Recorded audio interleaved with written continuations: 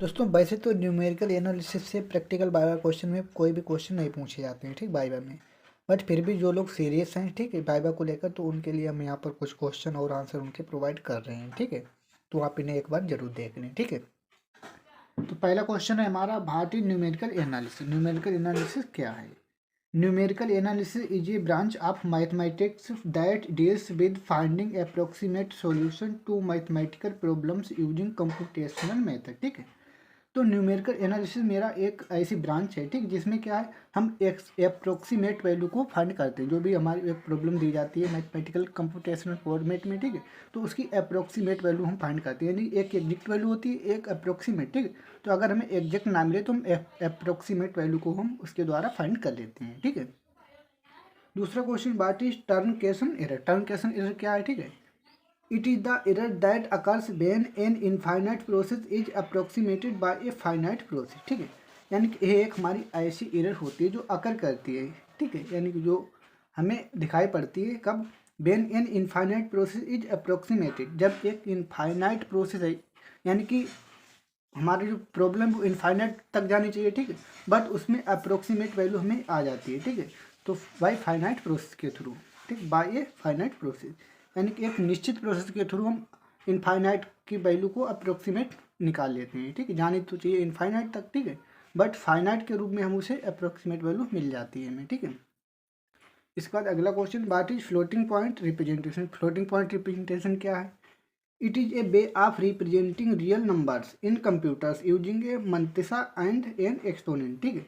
यानी floating point representation एक हमारा ऐसा मेथड है, ऐसी प्रक्रिया है जो कंप्यूटर के अंदर हमारे डाटा को स्टोर करने का कार्य करती है, जो कि मंतिसा एंड एक्सपोनेंट फॉर्मेट में, ठीक है, रिप्रेजेंट करने का कार्य करती है। अगला क्वेश्चन हमारा, what are iterative method? Iterative method क्या है?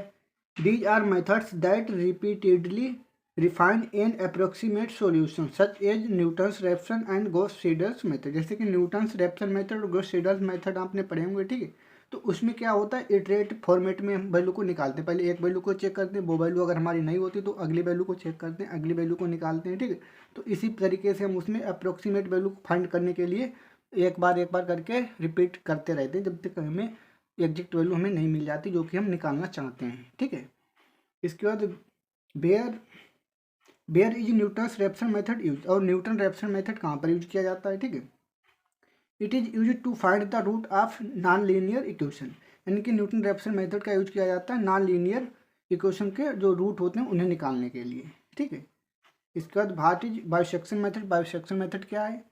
It is a numerical method use to find the root of a function by repeatedly dividing an interval into halves, ठीक है।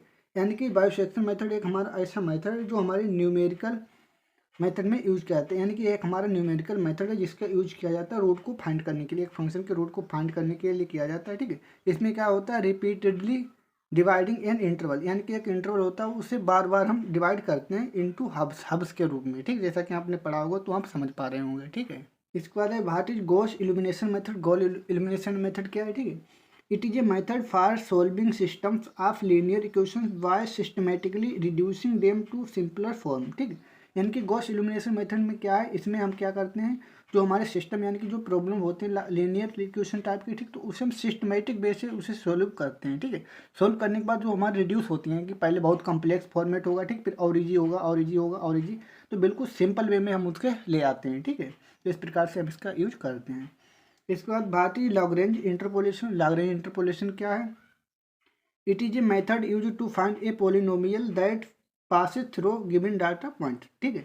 तो लैग्रेंज इंटरपोलेशन क्या है? ये हमारा एक मेथड है जो यूज किया जाता है टू फाइंड ए पोलिनोमियल, एक पोलिनोमियल को फाइंड करने के लिए इसका यूज करते हैं, जो कि passes through given data point, जो कि हमें डाटा पॉइंट दिए जाते हैं उनके बीच से होकर गुजरती है, तो वही पोलिनोमियल फॉर्म को यूज प्राप्त करने के लिए हम लैग्रेंज इंटरपोलेशन का यूज करते हैं, ठीक है। इसके बाद है बात सिम्पसन्स रूल। सिम्पसन रूल क्या है, ठीक है। It is numerical method for approximating definite integrals, ठीक है। तो डिफिनाइट जो इंटीग्रल्स होते हैं उनके बीच में अप्रोक्सीमेट वैल्यू को फाइंड करने के लिए सिम्पसन्स रूल का यूज करते हैं, ठीक है। इसके बाद है define absolute error and relative error. Absolute error और रिलेटिव एरर्स क्या हैं, ठीक है। तो एब्सोल्यूट एरर निकालने के लिए हम एग्जैक्ट वैल्यू में से अप्रोक्स वैल्यू को डिक्रीज कर देते हैं, यानी कि घटाते हैं, ठीक, तभी एब्सोल्यूट एरर हमें मिल जाती है। इसके बाद है रिलेटिव एरर, तो absolute error divide exact value, ठीक, मल्टीप्लाई 100%, ठीक, तब हमें रिलेटिव एरर मिल जाएगी। ठीक है, तो दोस्तों इन क्वेश्चन को आप 1-2 बार पढ़ लें। ठीक, अगर आपको याद नहीं होते हैं फिर भी आप ज़्यादा टेंशन ना लें, क्योंकि न्यूमेरिकल एनालिसिस से कुछ खास पूछा नहीं जाता है। ठीक है, इसका जो दूसरा सब्जेक्ट है ऑब्जेक्ट ओरिएंटेड प्रोग्रामिंग, ठीक, तो उसे आप अच्छे से तैयार कर लें और अभी तक जो भी आपने पढ़ा हो उसे अच्छे से तैयार कर लें। तो मिलते हैं नेक्स्ट वीडियो में, टेक केयर।